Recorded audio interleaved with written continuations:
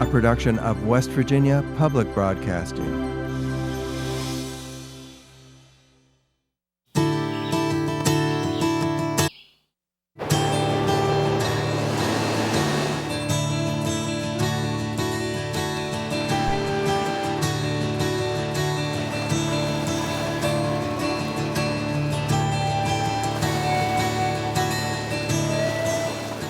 In 1908, American President Theodore Roosevelt declared, "We have become great because of the lavish use of our resources, but the time has come to inquire seriously what will happen when our forests are gone, when the coal, the iron, the oil, and the gas are exhausted, when the soils have still further impoverished and washed into the streams, polluting the rivers, denuding the fields, and obstructing navigation." As chief executive, Theodore Roosevelt brought millions of acres of land under federal protection, establishing 4 national game preserves, 51 federal bird reservations, and 5 national parks in the process. The most important part of any park is that we own this land. You all own it, we own it, it's publicly owned land. It's one of our gifts to ourselves as citizens of the United States, our public protected lands. Today, nearly 100 miles along 3 waterways flowing through southern West Virginia enjoy the protection of the National Park Service in conjunction with the U.S. Army Corps of Engineers and the state of West Virginia, and constitute the largest federally protected system of rivers east of the Mississippi. Historical geographer Mac Gillenwater says, together the Bluestone, Gauley, and New Rivers, with their history, beauty, and wealth of natural resources, make the region a national treasure. The Three River region is one of abundant natural resources: coal, timber, water, vegetation, wildlife, game, fishing streams, breathtaking scenery, and a variety of topography that is remarkable. As long as 12,000 years ago, native peoples hunted and fished along these rivers, where aquatic species and other wildlife have adapted over time and remain unique to the region. How many of you? Water is a familiar theme in the writings of Austin Boyd, co-author of the novel H2O. Boyd grew up in West Virginia and says historically the variety of plentiful natural resources has defined the region and its people, and continues to do so. It was a hunting ground and a salt gathering place for Cherokee and Iroquois who came from outer bounds way beyond the edge of the state to hunt in these areas. White people moved into what we now know as West Virginia for the same reason. They came in for natural resources. And what makes us special is we keep finding more resources.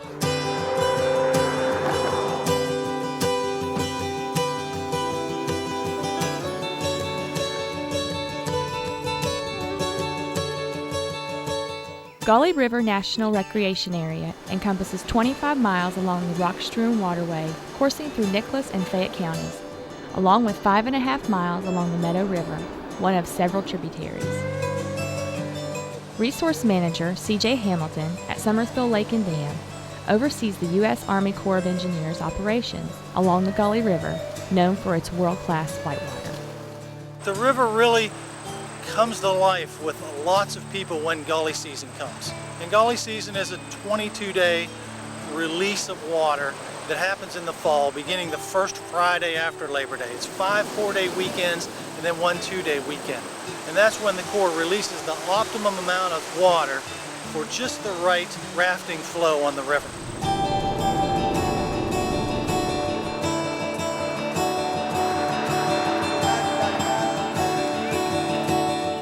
The area established as New River Gorge National River covers 53 miles along Summers, Raleigh, and Fayette counties.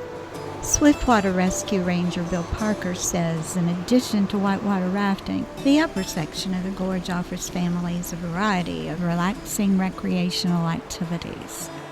The rapids are much more mellow, much more conducive to family trips, float trips, canoe trips, fishing trips. Fishing's phenomenal between Sandstone and Glade Creek. It's a catch and release area for black bass, which makes for quite large fish down through here. Lots of wildlife to be seen on this section because it's rarely traveled and not easily accessible by road. It's just a beautiful section of the river.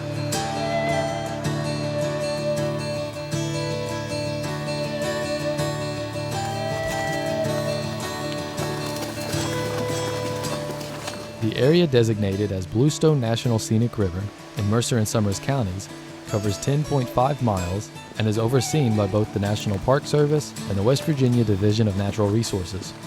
6. He has 6 legs. Do you know what kind of an animal that makes him? Insect. Insect. You're exactly right. He's an insect. Now, it's hard West to see Virginia from him, but DNR he has naturalist 6 Jim legs. Phillips oversees the Nature Center at Pipestem Resort State Park. He says the Bluestone Gorge and the river through which it flows offer the essentials for both man and nature to flourish.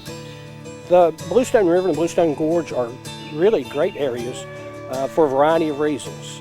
We have probably over 200 species of birds that spend some part of the year in the Bluestone Gorge area, 50 species of mammals, probably another 50 species of reptiles and amphibians. If you're going to have wildlife and a good variety of wildlife, you need to provide them with the basics, and the basics would be food, water, shelter, a place to live, and a place to raise their families.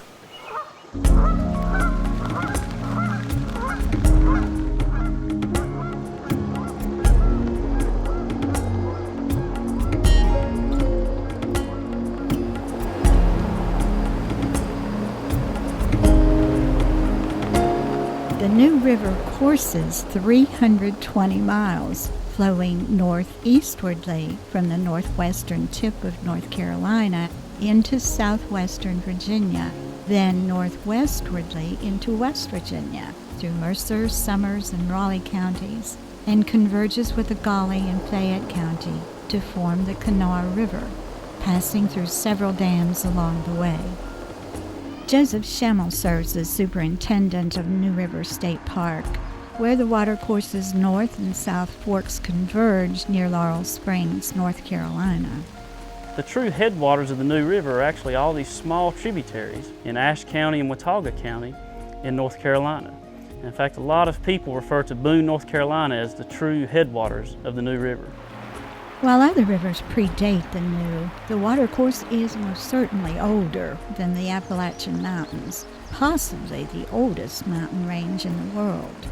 It's believed that the river was actually here before the mountains were here, that the river flowed through this area before the mountains pushed up, and that's why it meanders so much through the mountains. The river up here in the South Fork has big meanders that come around the mountain, and it's a rather shallow river, usually 3 to 4 feet at the most. There are deeper pockets, but usually pretty shallow and pretty wide. And that's why it flows so calmly and so slow here. In 1998, President Bill Clinton designated this section as part of the American Heritage River System, allowing communities and nonprofit groups to apply for federal monies to help preserve and protect life here. Many people use this section of river. They canoe it, they kayak on it, they tube on it, and fish for smallmouth bass. That's one of the biggest things that people come for. No matter if it's your first time on the river or you've been here 20 times before, it always has a new appealing and calming effect to you every time. Further downstream, National Park Ranger Bill Parker says the geography and other defining features along the New River Gorge make for a somewhat different experience.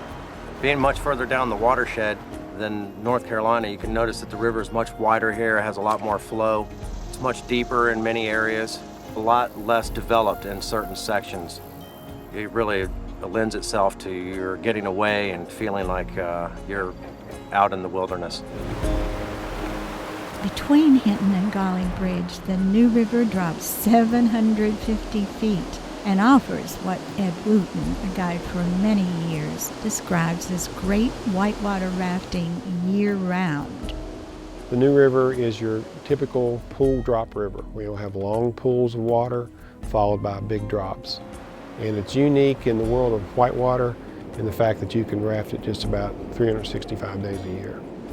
The New River Gorge, with the largest volume of whitewater east of the Mississippi, offers everything from gentle Class 1 waves to demanding Class 5 rapids. In the early spring, when the water was very high, would be giant waves and really a roller coaster type ride. But if you came back and rafted the same section of the New River late July or August when the water was low, it would be a totally different and unique experience. You'd almost think you're on a different river. It was along the New River Gorge where Wild Water Expeditions Unlimited established the first West Virginia-based whitewater rafting company in 1968 at Thurmond, a once prosperous railroad town, now popular as a put-in point for boaters. I think when I was a river guide, I was probably the only guide on the river that could truthfully tell my guests that my grandfather lived and worked on the New River. As track supervisor, Wooten's grandfather, W.L. Bennett, held a vital position overseeing rail traffic at Thurmond Station. There were no roads into Thurmond until the 1930s, so the only way to access the town of Thurmond and really the entire New River Gorge was by railroad. Kids actually rode the train to go to school each day.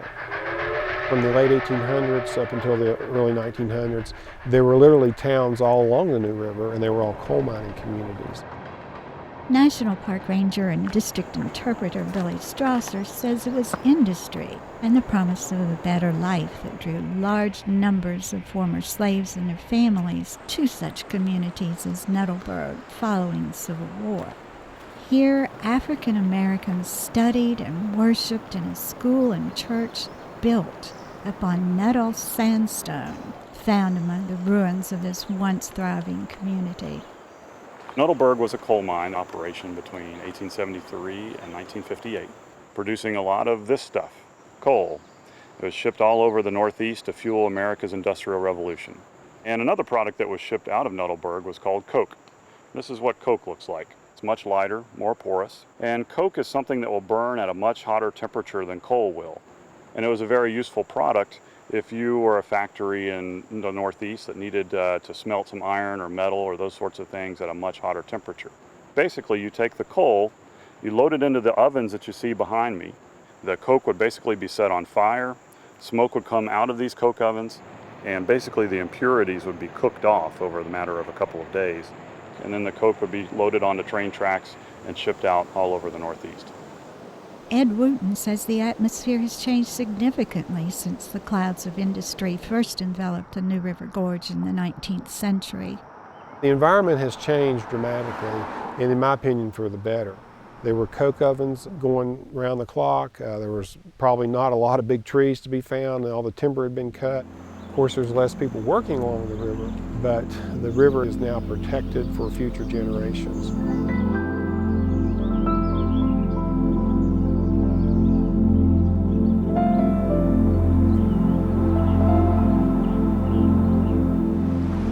Legend has it that Native Americans considered this surging watercourse a river of death and evil spirits. British cartographer Edward Bland simply recognized it as a new river when he came upon it in 1650 and found no reference to the northwestwardly flowing body on existing maps. For some time, map makers also identified the stream as Great Kanawha, Wood, and Woods River. The latter honored English explorer and fur trader Abraham Wood, who sent Robert Fallam and Thomas Batts in 1671 to find a way to the South Pacific. Instead, the two, riding on horseback, came upon the New River Gorge and became known as the first Europeans to lay claim to a westward flowing river in the New World. Jonathan Berkey, Associate Professor of History at Concord University, says Wood's explorers greatly depended upon the Appomattox Indians, who, despite their fear of other tribes in the region, led the expedition over the Allegheny Mountains. If you look at the journal from the Batts and Fallam expedition, you will see that they relied heavily on the Indians for hunting, for food, for guiding them through the region. In fact, that expedition ends largely because the Indians had decided that they had had enough of the expedition and wanted to go home. Historical geographer Matt Gillenwater says many of the non-native peoples who made their home along the New were looking to escape their troubled past and embrace the freedom offered by this wilderness paradise. New Europeans that were coming into the area were coming in because of the persecution in the homeland, especially religious persecution, military conscription, and economic hardships.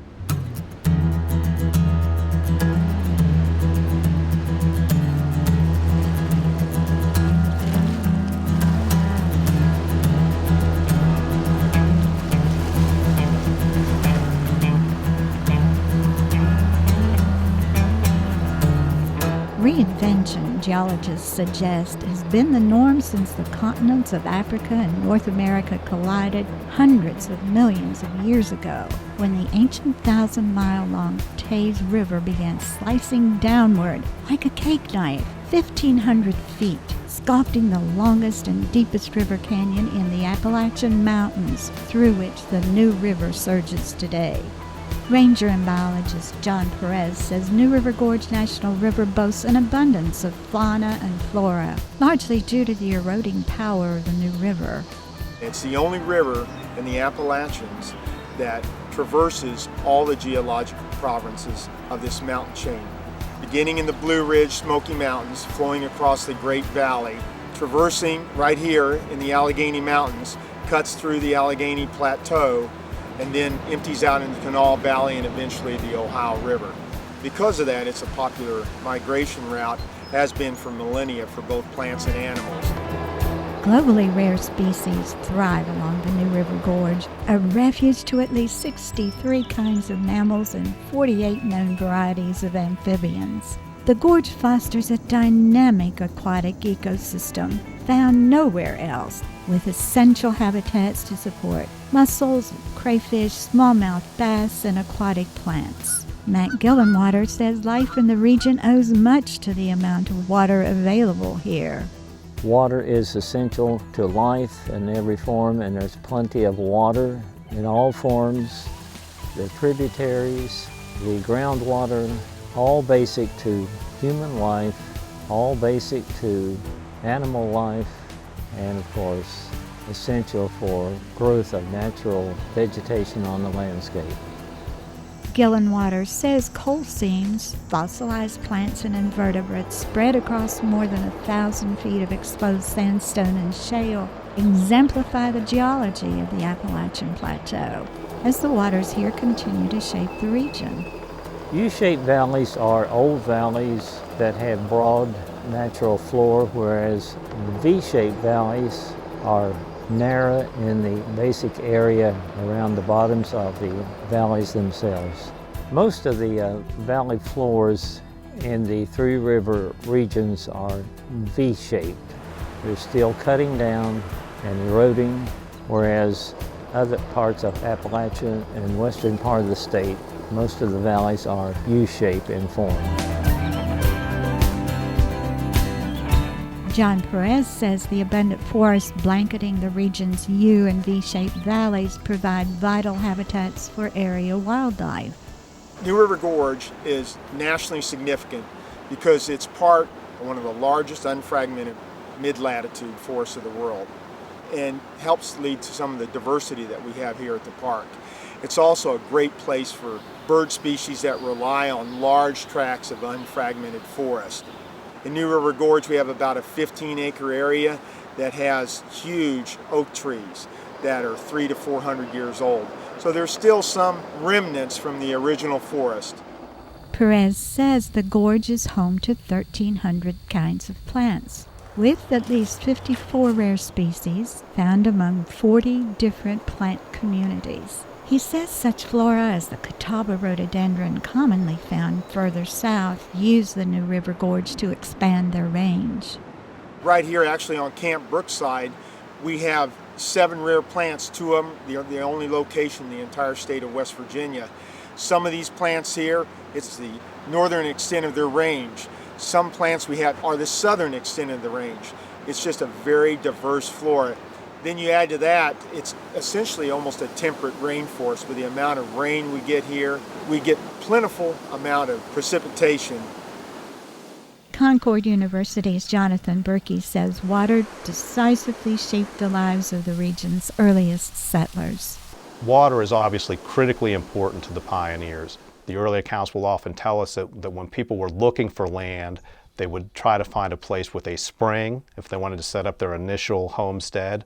The most valuable land is obviously near rivers. That's going to be the land that is claimed the earliest by both speculators and pioneers who come in. So water is central to life in this region.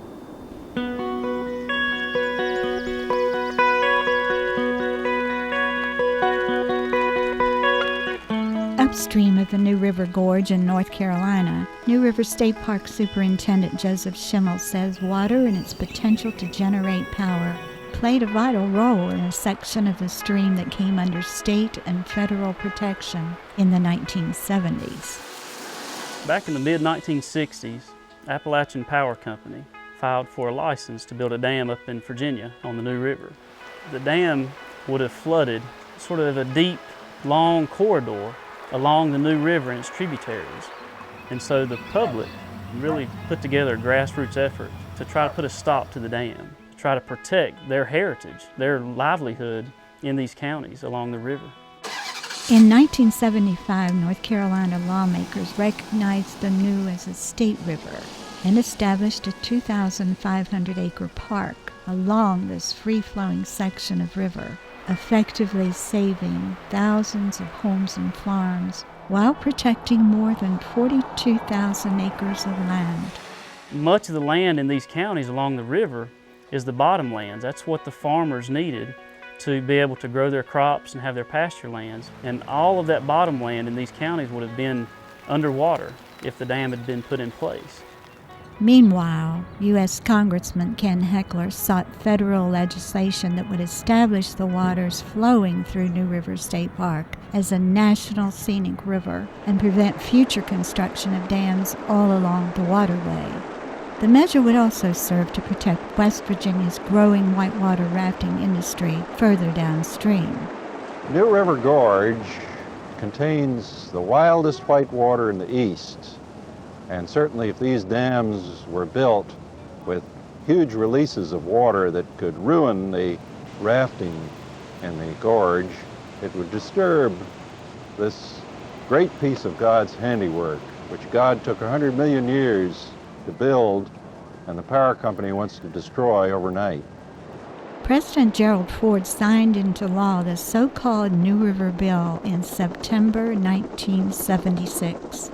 Back in West Virginia, State Senator Pat Hamilton and the Fayette Plateau Chamber of Commerce were also looking to the future of the New River Gorge. I think chances are still very good that there will be a national park, that this is a viable project, and that in our lifetimes we're going to see the New River Gorge a national park. Then in 1978, freshman Congressman Nick Rahall co-sponsored legislation to establish a unit of the National Park System along the New River Gorge. The New River legislation, we will have hearings on it before the end of this session, and we're hopeful that we can get action on the bill, but there is a crowded legislative calendar. The bills are already backed up. Nevertheless, New River Gorge National River became a reality after President Jimmy Carter signed the legislation into law in November 1978.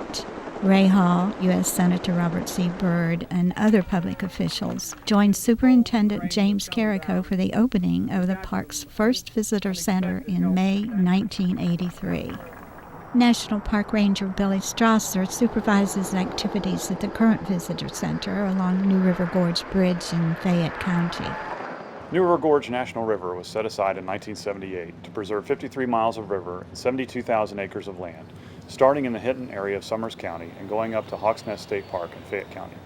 And it was set aside to protect both the natural and the cultural resources of this area, and also the segment of free-flowing river, for the enjoyment of our present generation and for future generations. Streams will start coming down the edge of those mountains, and at the bottom of those mountains that water is going to pool up. It pulled up in big swampy areas. Ranger Jody French Burse serves as Youth Arts in the Parks Program Coordinator along New River Gorge National River. The experience of being able to see the natural landscape here, all the different plants and animals that live here, what made the gorge like it is today? really can be such an individual one-on-one experience for everyone, and it really inspires me a lot. So I'm hoping by sharing some of the things that I know and other things that I keep on learning, that it'll help them find some inspiration too.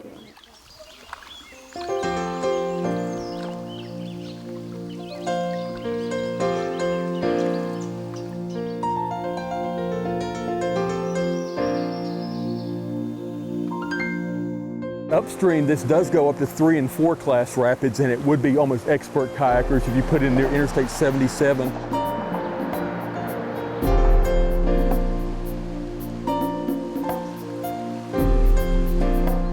The Bluestone River flows 77 miles northeastwardly from East River Mountain in Virginia, then into West Virginia, coursing through Mercer and Summers counties, dropping from 3,500 feet at its source to 1,400 feet where the Bluestone joins the New River near Hinton.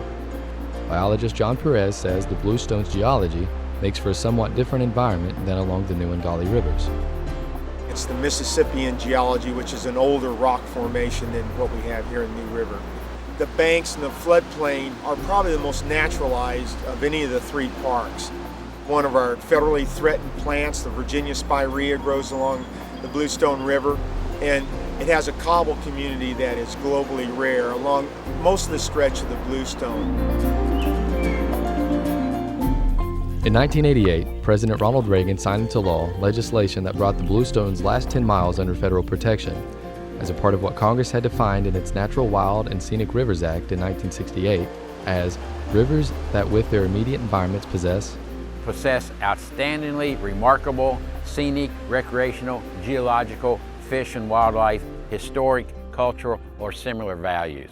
So because the law has that special designation in it and special wording, we decided to go with the wild and scenic status because that is truly what we have in these rivers.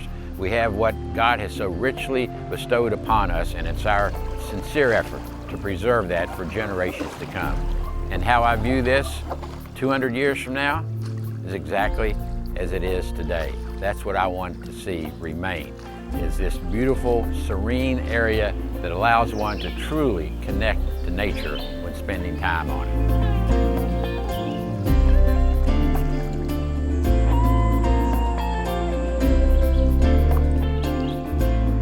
Commemorating the 40th anniversary of the signing of the National Wild and Scenic Rivers Act, the U.S. Department of the Interior chose Bluestone Natural Scenic River to represent the system and host the celebration in 2008. Outdoorsman Ed Wooten says anglers from around the country enjoy the peace of mind and excellent fishing experienced along these banks.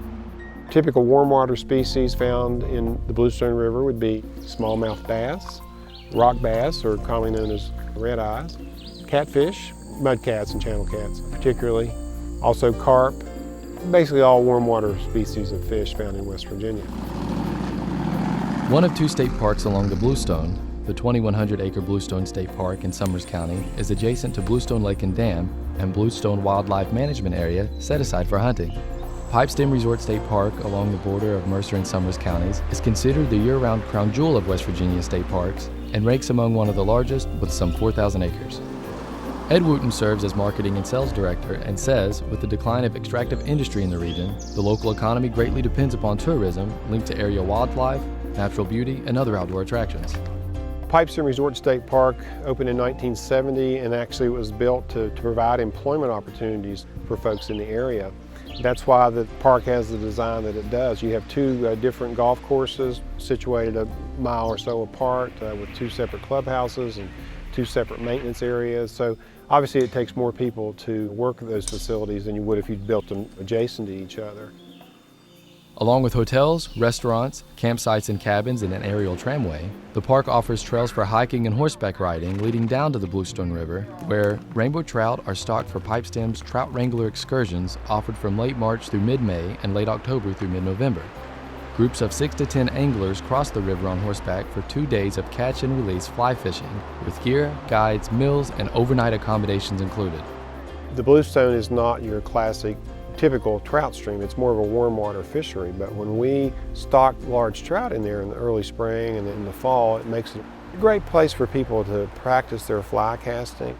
A lot of smaller creeks, you're not able to do a back cast with your fly rod like you can here because you have a little more room here. Fred Hayes oversees Divergent Natural Interest in Kanawha County and suggests there's plenty of room for out-of-state anglers and their much-needed tourism dollars lured to West Virginia by its good fishing. Besides trout, he stocks such warm water fish as catfish, bluegill, and bass, mostly used in private ponds and lakes. A lot of my business has always been from coal miners, and they're not buying anything anymore. A lot of them don't have jobs, or they're worried about their jobs. Don't know what's going to happen next.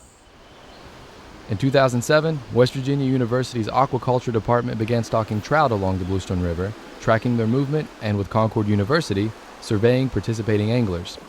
The study found that Pipestem's trout wrangler excursions generate sufficient revenue to recover the cost of stocking the stream, which in turn bolsters the fish farming industry. Okay, what we have coming from this end are some little fish, some little minnows. Pipestem naturalist Jim Phillips grew up along the Bluestone River Gorge. The very first fish I caught was in the Bluestone River, upstream from here, a red eye, about that long. But that was the first fish I ever caught, was in the Bluestone River. The first black bear I ever saw in the wild was on a 10-mile hike from Pipestem State Park to Bluestone State Park. One of my best looks, first looks at a golden eagle, was just down the river from where we are right now.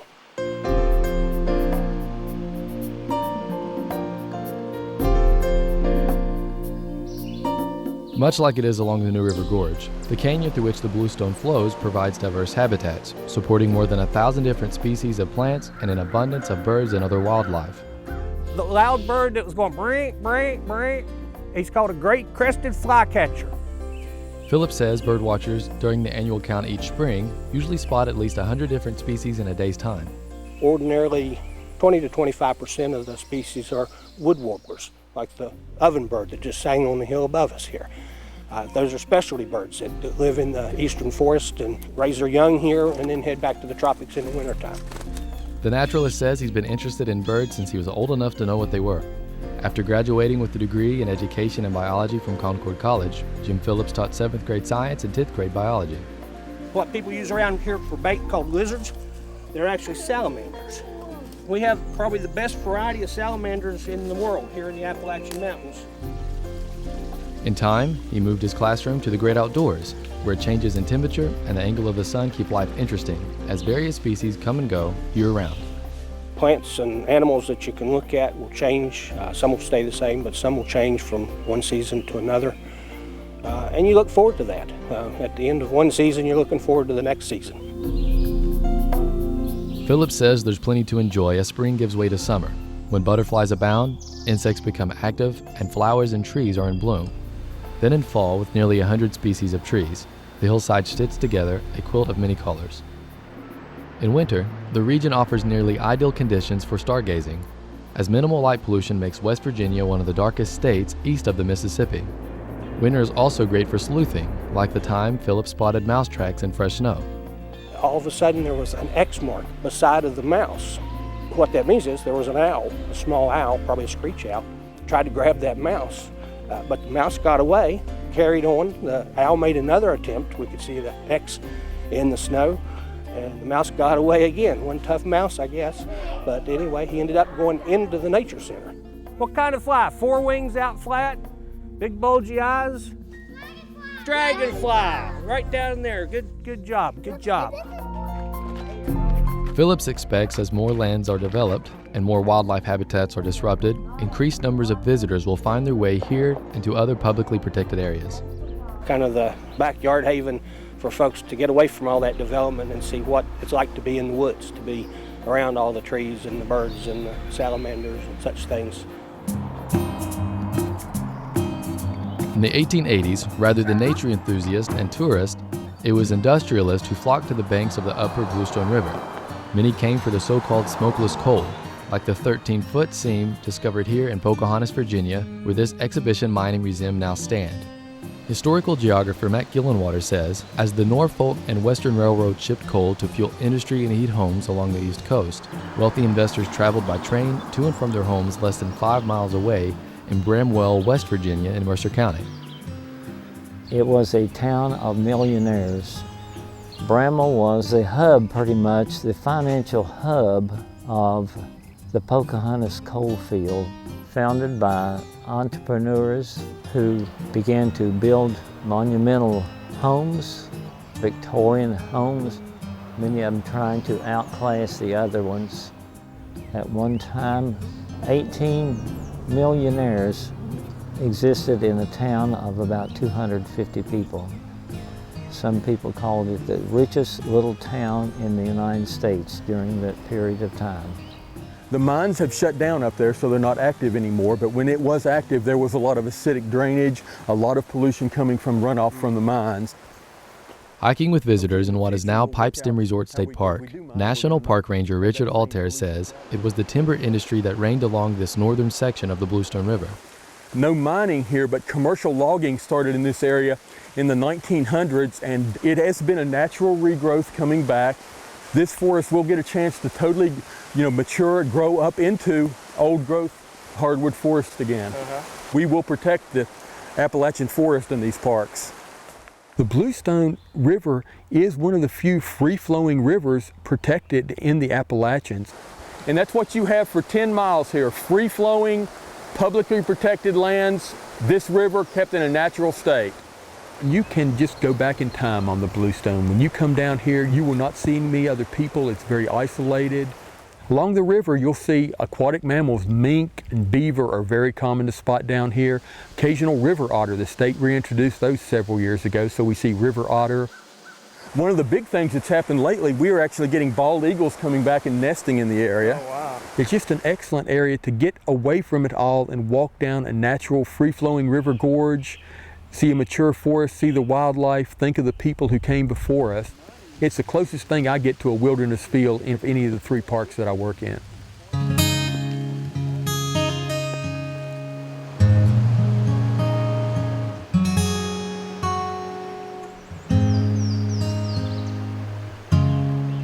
Now this trail we're walking on, it's been modified. It became Bluestone Turnpike at one time. There are a lot of little subsistence farms, but this was originally a Native American trail up through here.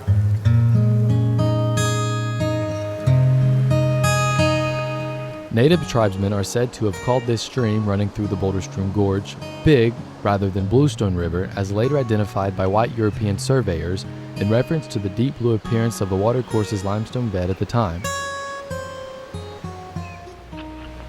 Evidence shows that nomadic big game hunters, dating back to the Ice Age, followed by hunter-gatherers who worked the land, populated the region over the span of several thousands of years.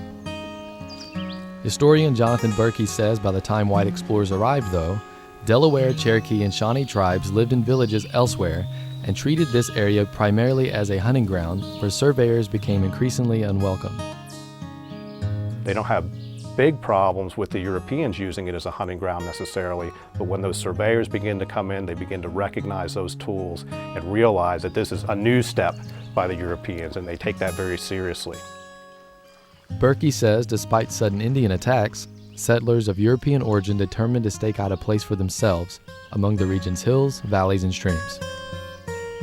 For that first generation of Americans, this is where the frontier is. This is where people begin to move away from settled areas further east. They come to this region, they see the beauty around us that we see here, they see the promise of this region, and they literally decide that this is a place for them to settle and build their lives. It really is the first realization of what we would call the American dream today. Berkey says the saga of Anna Maddie exemplifies the character of early settlers in the region.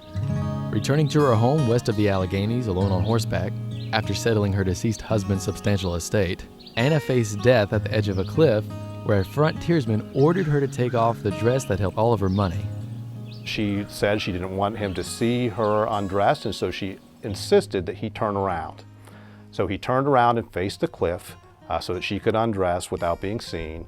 When he did this, Anna gathered up all her strength and she pushed him off the cliff. He fell to his death.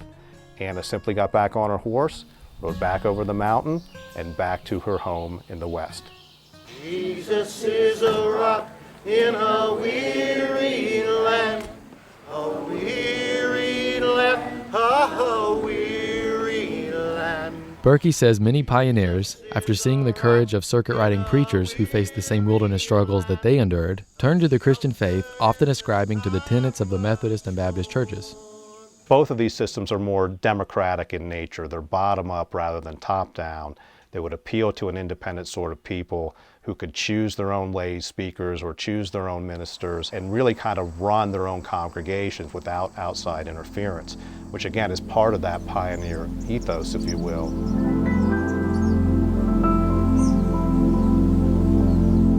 With family possibly originating in the city of Lille, France, John Lilly is said to have immigrated to America around 1633 as one of the first to settle in what became the state of Maryland. After crossing the Allegheny Mountains, John's great-grandson Robert and Josiah Meadows, a Baptist minister, established a village at the confluence of the Bluestone and Little Bluestone rivers in the early 19th century.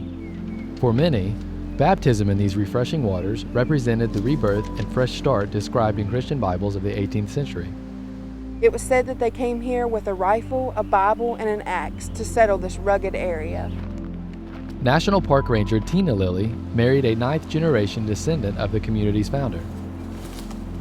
Some of the qualities you'll find in the Lilly family, they're hardworking, very strong, and they have the will to survive. A lot of the families live off the land, still farm and can and hunt and fish, just like the Lillys did here in their time. Author Austin Boyd says such early settlers were, as West Virginians are today, a people of contrasts. We are fiercely independent as individuals. It's in our roots, defying the rules of the day to establish our religious liberty, to go find new lands beyond the edge of the Alleghenies when we were told, "Thou shalt not pass." And yet we're community. We all draw together when times are tough. Boyd says the sense of community defining this and other villages in the region owes much to their common faith. It says in the Bible that as iron sharpens iron, one man sharpens another. We forget the fact that we came from clan stock, knit together by churches and by families who believed in taking care of each other, who believed that we are called to help each other, to lend a helping hand, to treat others as you would have them treat you. Faith is like a bedrock. It's like a foundation for families, and it's something that they can draw on. So when times get tough, when they're faced with some sort of a problem, then because they all draw on a common faith, they're able to survive.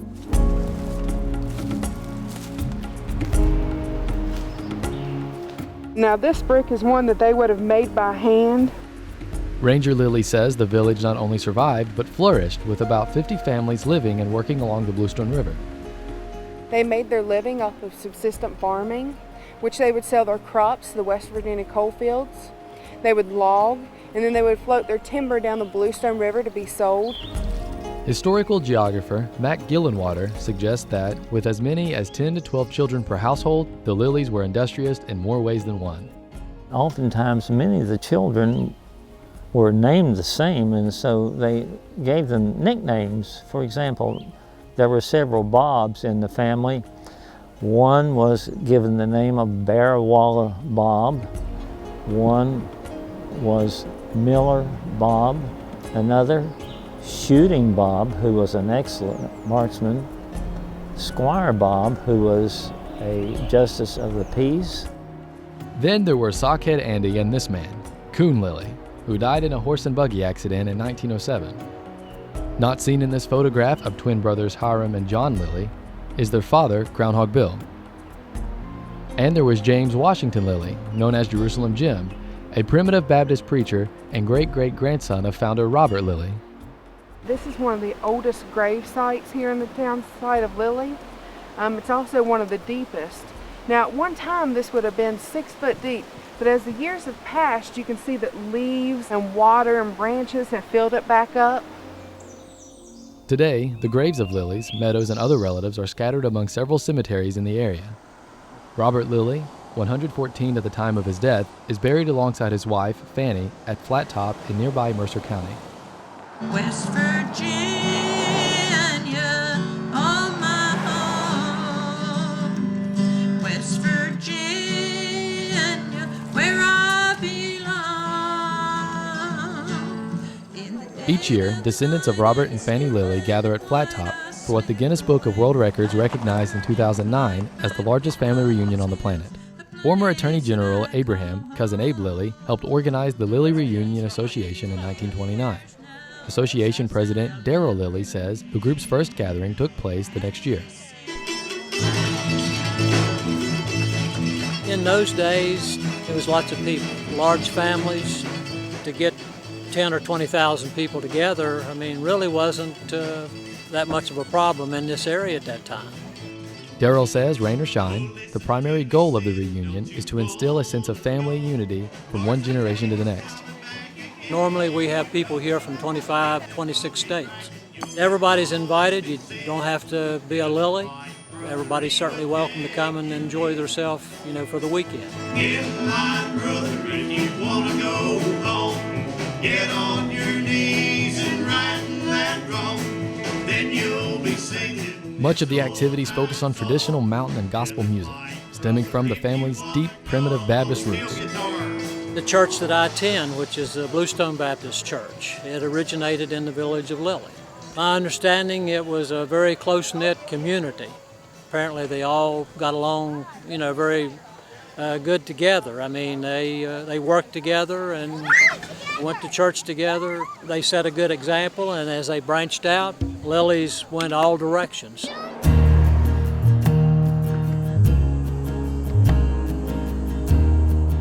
The Exodus gained momentum in 1935 when President Franklin Roosevelt issued an executive order authorizing construction of a dam near the confluence of the Bluestone and New Rivers to control flooding, reduce pollution, and improve navigation.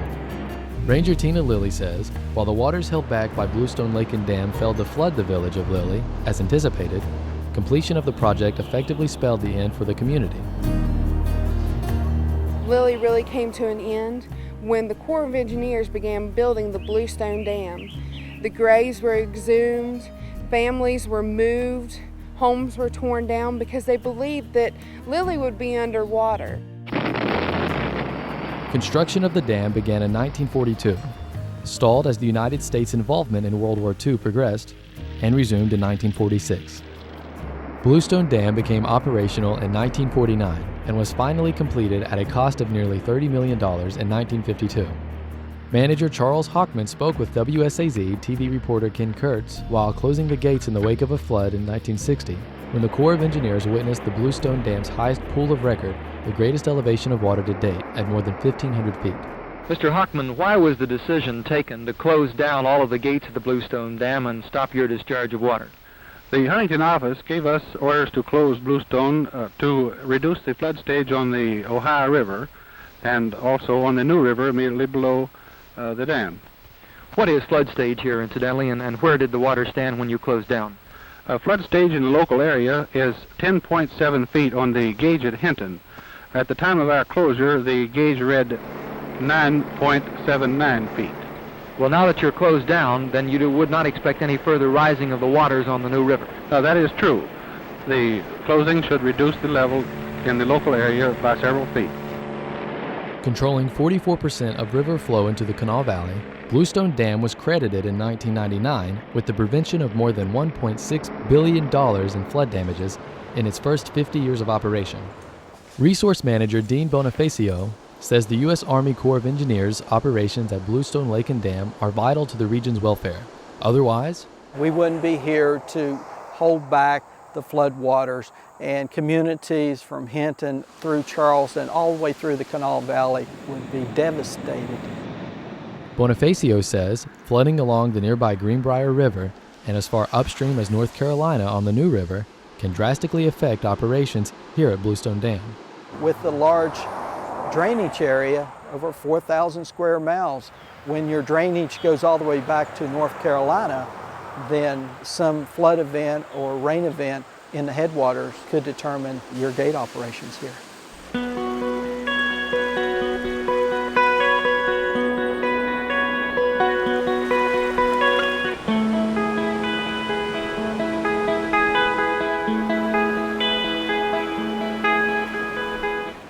Evidence suggests the Gauley River owes its name to the Gala Water, a stream on the border of England and Scotland. A number of families left the region in the 1700s and immigrated to America, where they settled along the Gauley River. Moving westward 104 miles, the stream flows from Gully Mountain in Pocahontas County and courses through Webster, Nicholas, and Fayette counties, dropping nearly 4,000 feet along the way. Whitewater enthusiast Ed Wooten says, when it comes to rafting, there's quite a contrast between the New and Gauley rivers. There's a lot more rapids on the Gauley with less time and space between the rapids. Actually, when you run a rapids on the Gauley River, you can look back upstream and actually see the incline that you've just come down, the ascent that you've just made. A whitewater rescue ranger with the National Park Service, Kathy Zirkle, spends a lot of time on the Gauley River. It is so pristine in areas and so untouched in so many areas that it is truly a jewel in the crown of West Virginia. It's fairly new, it's very windy and twisty, it's narrow in most spots, it has lots of large rock formations, large cliffs, some really nice sandy beaches and flat areas for camping and fishing. The water levels change on a daily basis due to dam control upstream, and there's a lot of tributaries that bring in natural waters, so it makes it more exciting and fun. It's not a boring river by any stretch of the imagination.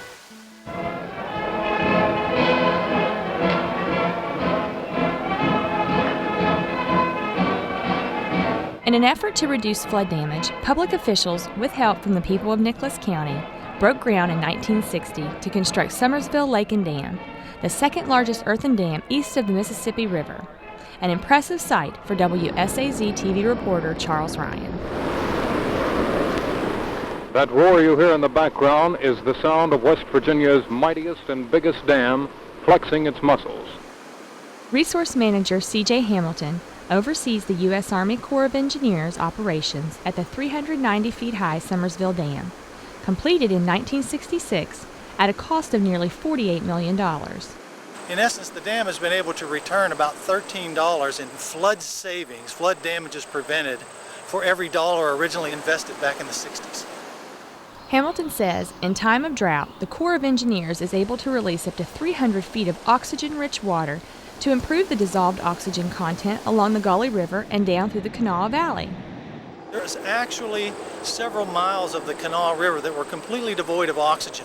And this has a very important role to help sustain industry during those times and also to give clean water for different municipal water intakes.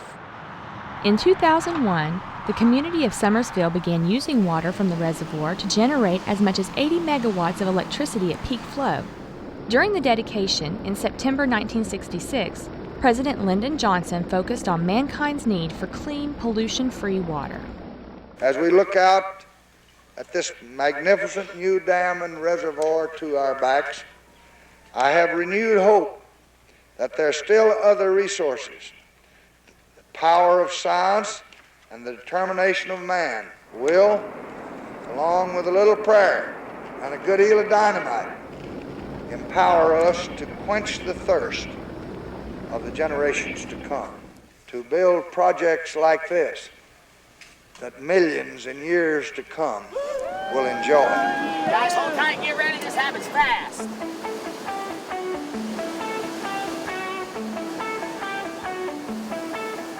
Each autumn, beginning Labor Day weekend, whitewater enthusiasts come together during Gauley season.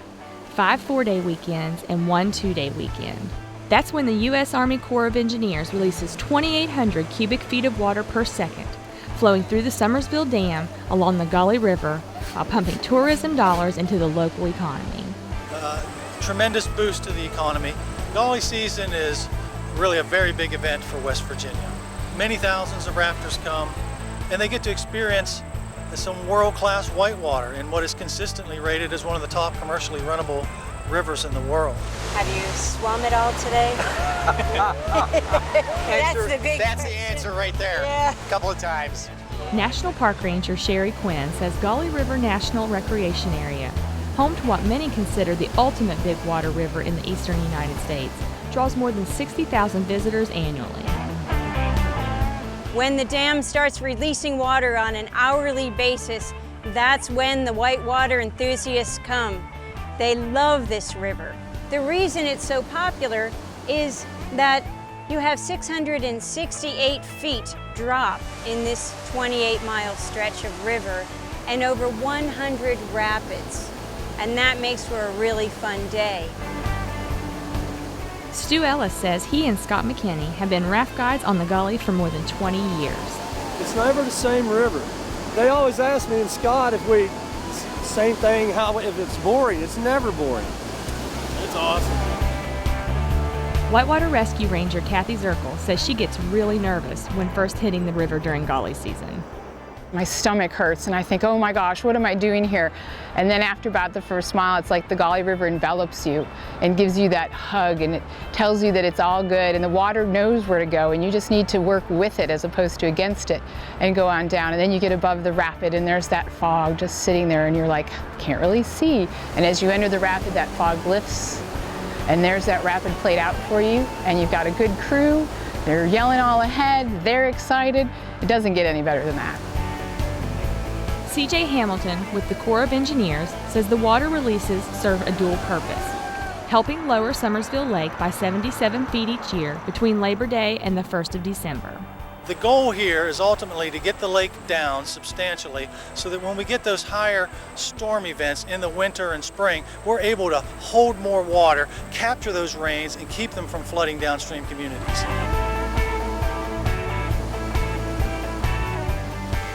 Since John Sweet made a name for himself in 1968 as the first person to successfully canoe the 26-mile section of river just below the dam, the Gully has become the economic backbone of Nicholas County. To promote whitewater recreation here, Congressman Nick Rahal introduced language in a 1986 Omnibus Water Projects bill mandating at least 20 scheduled releases of water during the Summersville Dam's annual fall drawdown. As a result, the Summersville operation became the Corps of Engineers' first in the nation to manage flows specifically for the benefit of whitewater recreation. In 1988, 25 miles of the Gully and 5.5 of the Meadow River came under the National Park Service's jurisdiction. Congressman Rahal says from the very start, the success of Gully River National Recreation Area and the region's other federally protected places has depended upon the cooperation of area organizations and individuals. We worked very closely with all the stakeholders, and it was a grassroots level effort. It wasn't Washington saying, here's what we're going to impose upon you, but it was rather at the grassroots level coming up, and this is what the people wanted. To create this area so that recreationists and tourist seasons could grow and sprout along that river, and to this day we've had a great deal of success. High above Pillow Rock, a powerful Class 5 rapid near the confluence of the Meadow and Gully rivers, the success of one military power over another is observed every other year as Civil War reenactors converge at Carnifex Ferry Battlefield State Park. Superintendent Sam Cowell says the region's geography proved strategic during the war between the states. The topography of this land does not allow for easy travel, and this is why Carnifex Ferry and the Battle of Carnifex Ferry played such a key role in the American Civil War. Carnifex Ferry was one of the only places between Summersville and Gully Bridge that allowed you to cross. And once you crossed the river, that allowed you to go to either Lewisburg or to Charleston. To regain Union control of Carnifex Ferry, Brigadier General William S. Rosecrans confronted Confederate General John B. Floyd's 1,800 troops with a force of 7,000 on September 10, 1861. Ultimately, superior Union artillery forced General Floyd's Confederate troops to retreat under the cover of darkness. Cowell says it was no small feat to move men and livestock down a ferry road more than a mile long and then cross the Gully River before sunrise. At midnight, with no more than they could carry effectively and get out safely, they retreated down the ferry road, maybe a lantern or two, and successfully crossed the ferry without losing an animal or a person. And that was a feat in itself. Reenactor Michael Sheets says the Battle of Carnifex Ferry paved the way for West Virginia statehood. The fact it was a federal victory pretty much put an end to any of the hopes of the Confederates retaking the Kanawha Valley and therefore being able to move north and disrupt the statehood movement in Wheeling. So this was significant in that it freed up the political process that was taking place in Wheeling for the state of West Virginia to get formed and get recognized by President Lincoln and Congress to become the state of West Virginia. So this was a pivotal battle. Right, vote. A Cabell County middle school teacher, Sheets says it's important for students to explore their state's history. My goal as a teacher and my goal with this is to inspire students, to inspire them to want to learn more. To that end, Sheets organized the Western Virginia Military Academy, made up of youngsters from Cabell and Wayne counties. What we do is we go back in time and reenact the Civil War days. We go to reenactments. This is our first for all of us. Year. Summers County resident Shirley Stone serves as a reenactor with a group known as Lee's Lieutenants. It's rewarding to be out there and teach people the things that they don't learn in school about the war, about life at that time, about the deprivations that the women suffered during the war. When their men were all gone, they were left to run the farms, the businesses.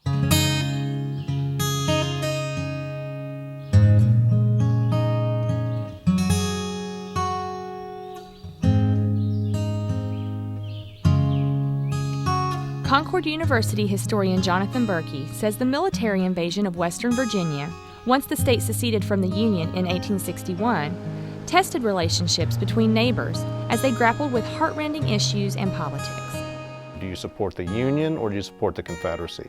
Do you support a new state in Western Virginia or do you support old Virginia? And so there are several kind of layers of loyalty that are very complicated, where someone might be a Unionist but not pro-West Virginia.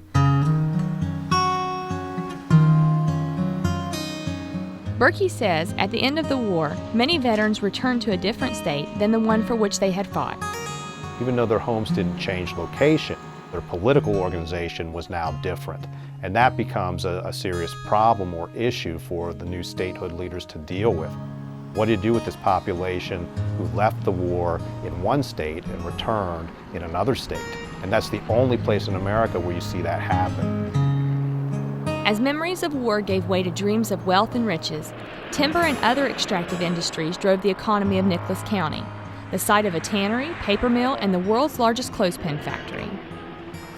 National Park Ranger Sherry Quinn says along the Gauley River, the sight of dead fish and other signs of industrial pollution deterred swimmers and inspired a new name for the once pristine waterway. In 1905, industry found its way to the Gauley River. They polluted this river so badly that it was renamed the River of Ink from that pollution. In 1927, the West Virginia State Wildlife League, though, obtained money to help clean up the river.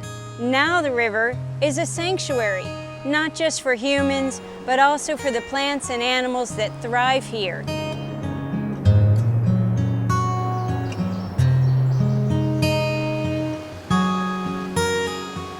Biologist John Perez says, despite the impact of industry, Gauley River National Recreation Area is today the most floristically pristine of the 3 federally protected waterways. It's very diverse also. It's a very narrow gorge compared to the New River. It was logged heavily, but it was done in such a way that with cabling and the like that didn't disturb the soils as much. It recovered what I would say naturally. Whitewater Rescue Ranger Kathy Zirkle says it's the timber industry's impact upon the Gauley that makes rafting many of its Class 5 rapids so exciting. Iron Ring is a good example. It was a narrow bottleneck within the river that the logs tended to jam up, and man came in and blasted that out so that the logs could continue downstream a little better, which gave it a different configuration than most other rapids out here. Sweets Falls is also another rapid that had significant blasting on it to help with the lumber industry's transportation of logs as opposed to allowing nature to wear away the rocks as it normally does. So if you get down here, you'll see some of the rocks are smooth and rounded and some are jagged and pointed. As John Sweet and other whitewater enthusiasts were discovering the wonders of rafting the Gauley in the 1960s, government officials were coming to terms with environmental fallout resulting from industrial pollution and man-made alteration of waterways affecting water quality, ecosystems, and life in general along the nation's rivers. Congressman Nick Rahal says West Virginia's water quality has greatly improved since President Lyndon Johnson called for international cooperation in 1966 to provide clean, pollution-free water worldwide. Our local people, our community economic development directors have worked very closely with our wastewater treatment people, and over the decades We have, along the New River and Gauley Rivers, been able to provide our people with sanitary wastewater treatment facilities that have made tremendous progress. Now, do we still have progress to make? Yes. But when you look at what we've done over the years, it's a tremendous testament to the people of this state and to those who really want to improve our environment. Despite such efforts, the conservation group American Rivers listed the Gauley among the nation's most endangered rivers in 2010. The organization cites the potential threat posed here by mountaintop removal in an effort to mine coal seams buried deep beneath the surface, a practice dating back to the 1960s. Adamantly against the kind of surface mining that has sometimes led to destruction and pollution brought on by the dumping of soil and rock into West Virginia's valleys and streams, author Austin Boyd says he now sees a bright future for those interested parties willing to work together for the betterment of the region and its inhabitants. I'm still opposed to strip mining that lays waste to our natural beauty. But I've come to realize that there's also a balance. There are ways to take out coal and restore the land and provide for the energy that people need, and especially to provide the jobs for West Virginians who desperately need the employment. And I desperately want to make sure my state stays beautiful and stays productive. I think you can balance all three.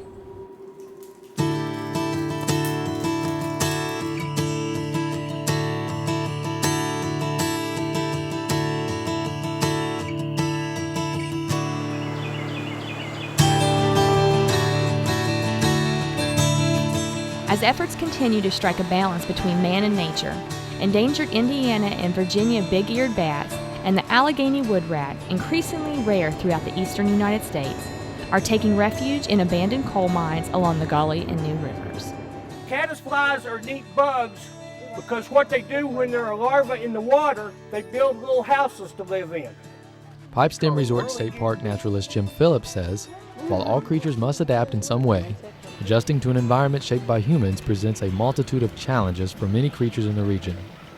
We probably do more drastic habitat change than nature does. If you think of mountaintop removal, mining sites, or you think of interstate highways, housing developments, that affects the habitat. You lose a lot of trees and cover and places where the wildlife can live, so they have to go somewhere else. Phillips says red-headed woodpeckers, whippoorwills, and other birds are becoming increasingly rare in the region. Of course, habitat loss affects a lot of the birds. Cats affect a lot of the birds, and then the other thing would be collisions with man-made structures, whether it's your window at the dining room or if it's a tower up on top of a mountain so you can have your cell phone. In a land where elk, buffalo, and mountain lions once roamed freely, Phillips says a number of species remain threatened by extinction. It's sad to think that you might lose something and never get it back. Like they say, extinction is forever. But by the same token, we have river otters in here that weren't here when I was a kid. We have more wild turkeys than you can shake a stick at. We have bald eagles recovering and coming back in here that we wouldn't have seen 30 years ago. In 2006, the National Park Service joined with the College of William and Mary, the Center for Conservation Biology, the West Virginia Division of Natural Resources, and Three Rivers Avian Center to relocate young endangered peregrine falcons precariously nesting in urban environments on bridges and other unnatural habitats in Virginia, Delaware, New Jersey, and Pennsylvania. Wendy Peroni coordinates the New River Gorge Peregrine Restoration Project. These are areas where the chicks get ready to come out of the nest and start flapping around, and historically they've had trouble with falling in the water and drowning. So they've been relocated as youngsters here to the gorge so that we can raise them up on the cliffs and they can look out and see the beautiful terrain and get to thinking that it might be a good place to go fly around in and perhaps come back and live in. Peroni says the species began to decline nationwide following the 1940s introduction of such pesticides as DDT, which disrupted eggshell formation. Decades later, on a sunny day in June, 6 peregrines are released from a hack box at Grandview near Beckley. We'll be monitoring them now and providing food for them on the cliff, keeping them coming back to the hack box, keeping them in the area, making sure they have plenty of food while they learn how to fly and maneuver and do all the things that peregrine falcons do until, about mid to late July, early August, when they usually start feeling the urge to migrate, and that's when they start joining the migration that's already headed down south. To date, more than 100 peregrines have been released at Grandview. Pereni says with nearly 100% success rate, the New River Gorge Peregrine Restoration Project is the most successful on the East Coast. Ranger and wildlife biologist Mark Graham says being on hand for today's release and the opportunity to study peregrines up close is both professionally and personally rewarding. It feels like you're making a difference, ever so small, step at a time, righting some wrongs that man has done in the past with our activities, even if unknowingly. We lost a top predator in the avian world when the peregrine falcon declined in numbers so much. So it's all part of restoring a healthy, balanced ecosystem again. This is our Virginia pine. This is the coppery St. John's wort, Hypericum dentacedatum. This is Baptisia australis. It's in the Fabaceae family, or the legume family. It's one of our rare flat rock species. Ranger Lane Strickler says what makes these and other species found at Camp Brookside Island so rare is that they survived when others perished following construction of the nearby Bluestone Dam in the 1940s. The river would occasionally flood and wipe out soils here on this flat rock, and so only specific plants that could handle that type of stress were able to grow here. Now, however, the dam doesn't allow the river to flood any longer, and we're getting more plant growth here and more soil packing up, and it's allowing invasive species to succeed here. This one right here is our Chinese Lespedeza. We just sprayed it with a foliar spray. It's an invasive plant, so we're trying to get rid of it. This is one of our invasive plants. This is Chinese yam. It is a vine that will grow up some of the trees and can compete for sunlight and choke some of the trees out. Strickler says disturbances to the soil, such as those caused by storms and mountaintop removal, have contributed to the spread of more than 200 invasive non-native species along the New River Gorge. The biological science technician says the increase of international shipments to the United States beginning in the 1960s is largely responsible for the high density of exotic species now found here. Invasives have an easier time coming over because they don't have natural predators here like they do where they are originally from, and they can outcompete the native plants for sunlight, nutrients, water. On another day at Camp Brookside, a group of Chicago volunteers clear debris while they uproot garlic mustard introduced by European settlers for cooking and medicinal purposes. Pipestem naturalist Jim Phillips says the spread of the exotic plant has caused many native wildflowers to decline and sometimes disappear altogether. So people do pulls where they go and pull as many garlic mustards as they can. I pulled over 900 garlic mustards in about 20 minutes on a section of trail along the Bluestone River. Efforts are also underway to save selected stands of trees threatened by the hemlock woolly adelgid. Unintentionally transported from Asia to North America in the 1920s, the invasive insect has sucked the sap out of hemlock trees throughout the eastern United States. Meanwhile, Betsy Reeder is looking out for the welfare of a number of creatures native to the region, both great and small.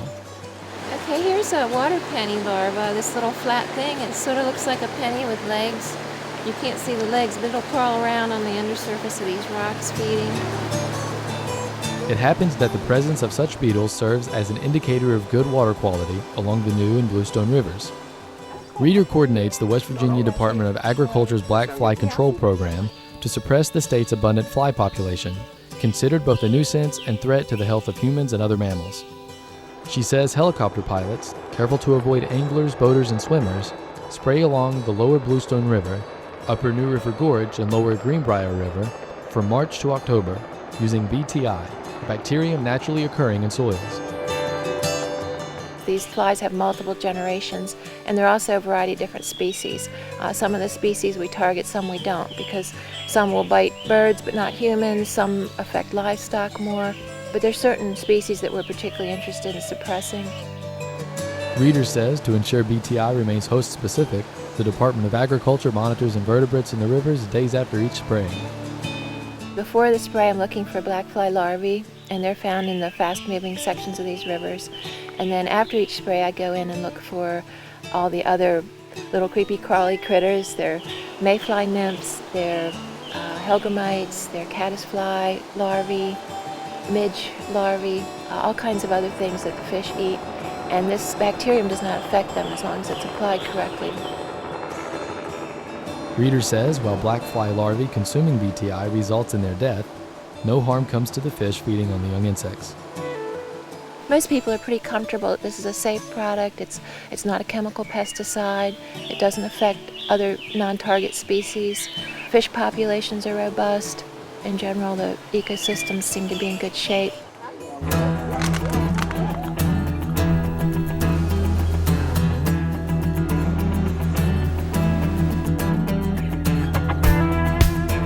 Archery, it was really fun. I found out that I have muscles that I've never ever discovered.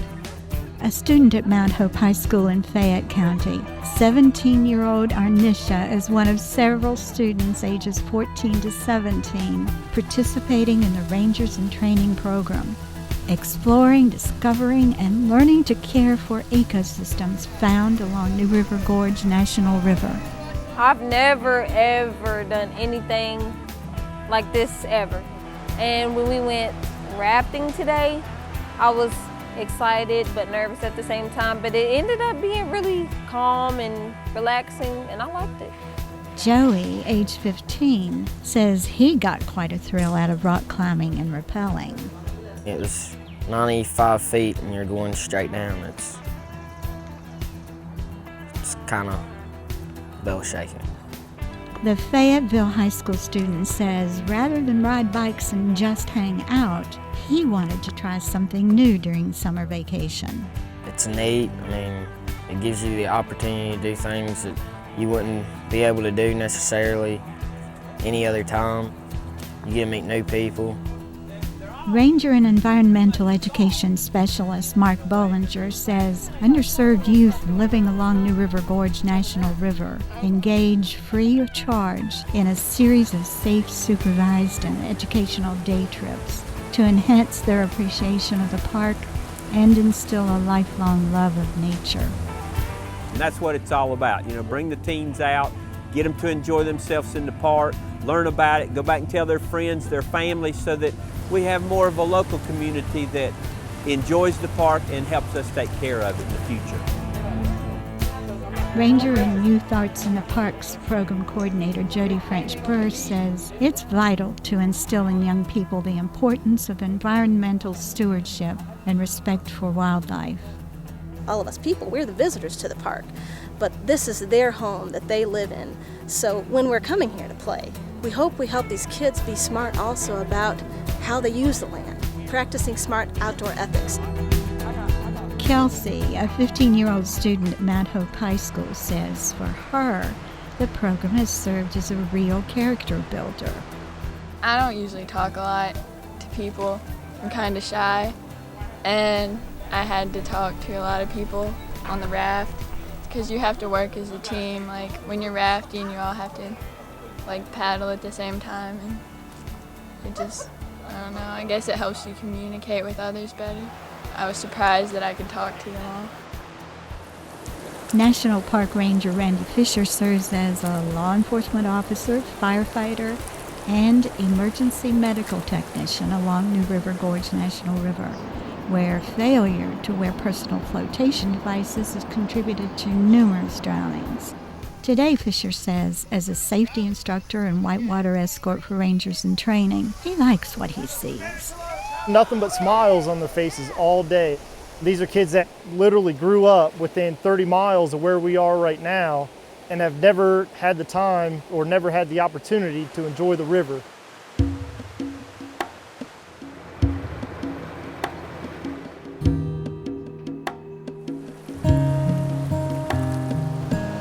Congressman Nick Rahal says it's easy to describe what New River Gorge National River Bluestone National Scenic River, and Gauley River National Recreation Area offer to those who experience them firsthand. One word: tranquility. Being one with nature. That's what being on these rivers means to me. And the sheer power of the rapids when you ride these rivers. It's truly all about reconnecting with nature. And this is what's so awesome to me. And at the same time, it gives me the invigoration and the spirit, and it renews my attitude toward my job, toward our state, and toward the challenges that all of us face together. The Congressman sees in today's challenges great opportunities to ensure a bright future for the region and its people. I can describe the challenge facing these rivers in 4 words: the Boy Scouts of America. Rahal suggests that as the Boy Scouts of Fayette County pitched in to help the nation during World War II, salvaging as much as 12 tons of paper in 90 days, the Boy Scouts of America will leave a lasting imprint on Fayette County and the surrounding area.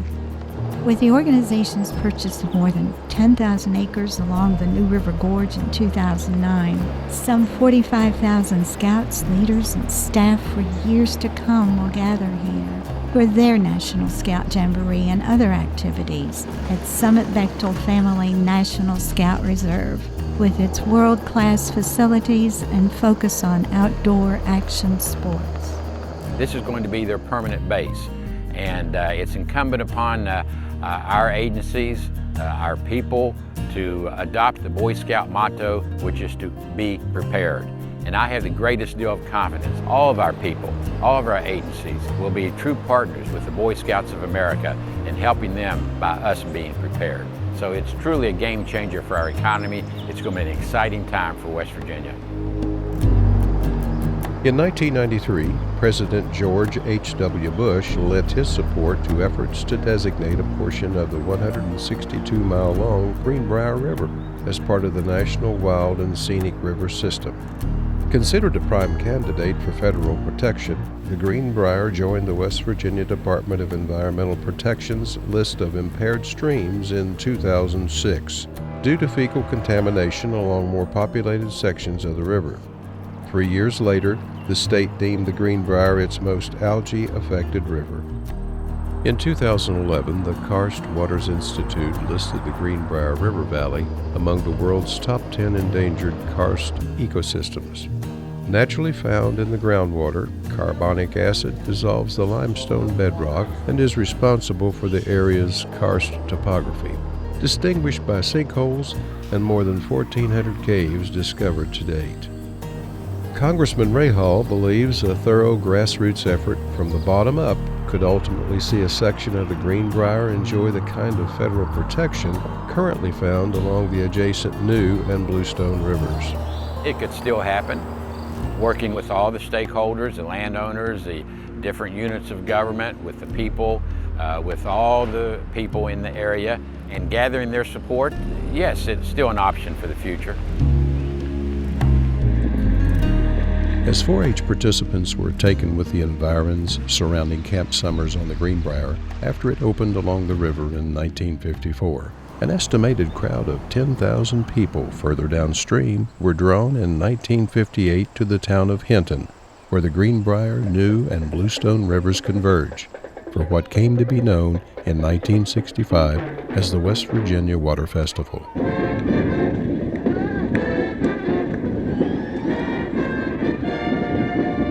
WSAZ-TV was on hand in 1980 to witness a parade featuring numerous bands and officials, a group of skydivers leaping from a helicopter, and a flotilla of canoes and kayaks racing along the New River Gorge.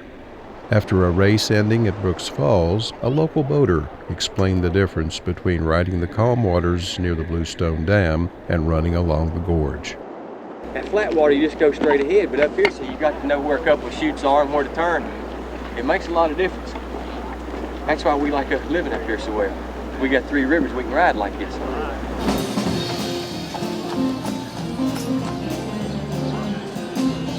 Decades later, Hinton's railroad days bring to the community streets and shops each autumn trainloads of visitors drawn by the area's natural beauty, stunning fall colors, and well-documented industrial history, all of which serve to boost the local economy. Concord University's Jonathan Berkey believes the future along the Greenbrier, Gauley, Bluestone, and New Rivers depends on the ever-evolving relationship between the region's people and their environment.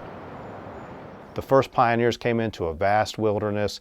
They carved out their own communities. They built a sense of their own identity through their pioneer experiences and living in this wilderness. When you get to the industrial period, that relationship begins to change. People still are interacting with the environment, with their landscape, but it's more to harvest resources. We have the timber boom, we have the coal industry come in, and so people are taking resources, taking that wilderness, and making a living in that way, but it's not as close to the land as the initial pioneer period. And I think today we begin to really realize that our identity is tied up in this landscape, in this environment, and it's up to us to try to preserve that, what is left, because it really does define who we are, it defines our history, and if we're careful and we do things right, it will define our future in a positive way as well.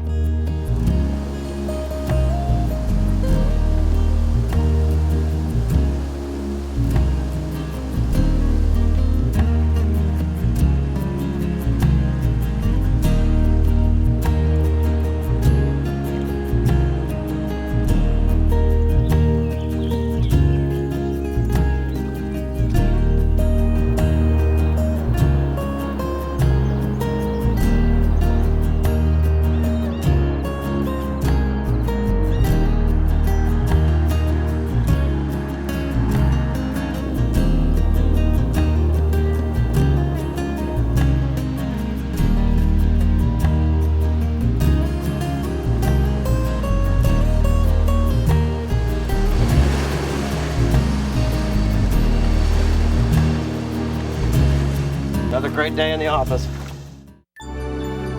A production of West Virginia Public Broadcasting.